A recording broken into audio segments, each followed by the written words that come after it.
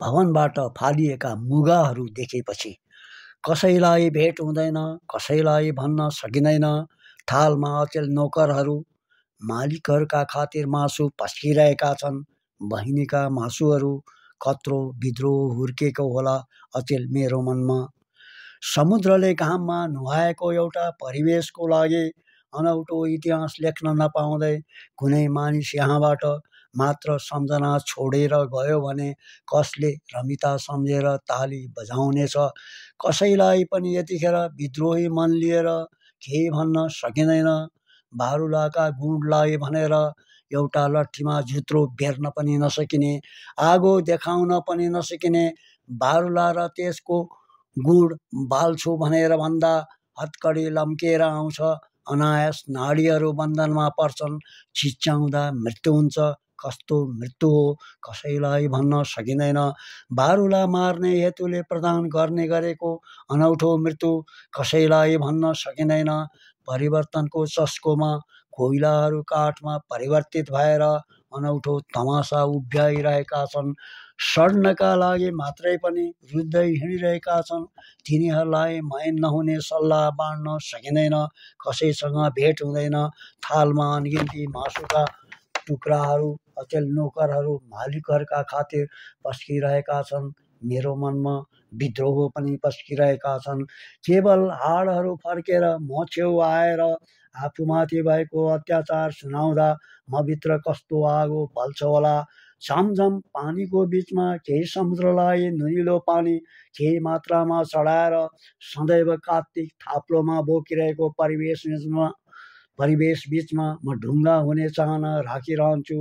त्यो पारिपट्टिको जल तरङ्गको आवाज मनलाई छोएर हिँड्न सक्दैन हिजोआज।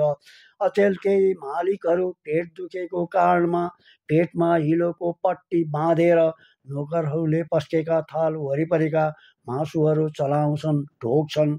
मासु चलाउनु भनेको मेरा बहिनीका हुर्मतहरू डाम्नु पनि हो।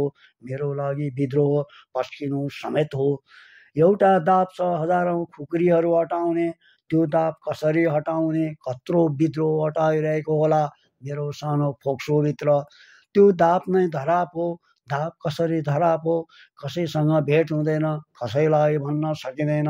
विद्रोही दाँतहरूले अचेल कसरी नङ टोकेर विद्रोह प्रदर्शन गर्दैछन्। जसलाई मेरो आवाज प्रिय लाग्छ, सत्य तितो नै भए पनि जसलाई प्रिय लाग्छ, सत्य भनेको केही मालिकहरू गिद्ध भएर जन्मेका तिता कुरा समेत हुन्।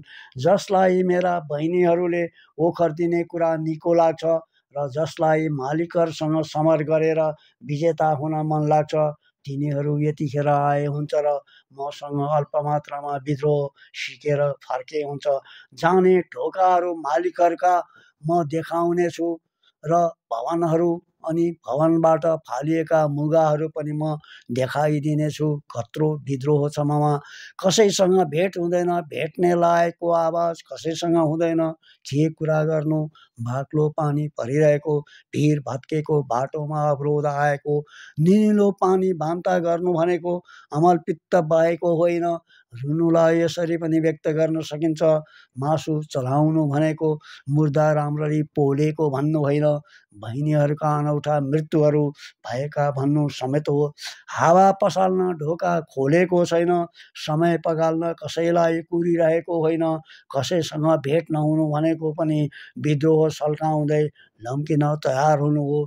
चुपचाप एक्लो एक्लो हुनु भनेको पनि मुगाहरू हेर्नु र मालिकहरूका निम्ति विद्रोह तयार पार्नु हो। केही छैन कसैसँग भेट नभए पनि, केही छैन कसैसँग भेट नभए पनि विद्रोह तिमी मलाई भेट। प्रतिपल तिम्रो दरकार छ। मालिकहरूलाई कोपर्न तिमी बिना सम्भव छैन। मालिकहरूले कोपरे बहिनीका मासुहरू नाक खसे जस्तो छ परिवेशको। मालिकहरूले कोपरे बहिनीका मासुहरू नाक खसे जस्तो छ परिवेशको। कत्रो विद्रोह होला मभित्र।